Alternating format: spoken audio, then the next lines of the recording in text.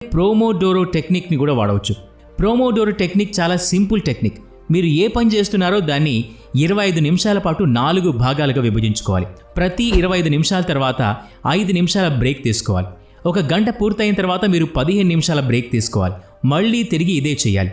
ఈ పద్ధతి వాడి చాలా ఎక్కువ సమయం వరకు చదవగలరు. ఇది చదువులోనే కాదు, ఏ పనిలోనైనా టెక్నిక్ వాడుకోవచ్చు. ఈ టెక్నిక్ని వాడుకోవడానికి ప్లే స్టోర్లో చాలా అప్లికేషన్స్ ఉన్నాయి. మీరు ఏదైనా డౌన్లోడ్ చేసుకొని వాడుకోవచ్చు. ఇక 3 పాయింట్లు ఒకేసారి చూద్దాం. అయితే ఇప్పటి వరకు మనం మొత్తం వీడియోలో ఏం నేర్చుకున్నామో చూద్దాం. మన మెయిన్ టాపిక్ చదివింది ఎలా గుర్తుపెట్టుకోవాలి. దానికి మేము 3 పరిష్కారాలను ఇచ్చాం. అందులో ఒకటి స్టడీ లెస్, స్టడీ వెల్. రెండవది స్టడీ ఇన్ ద మార్నింగ్. చివరిది మధ్యలో రెస్ట్ తీసుకోవటం. మొదటి పాయింట్లో 80-20 సూత్రాన్ని తెలుసుకున్నాం.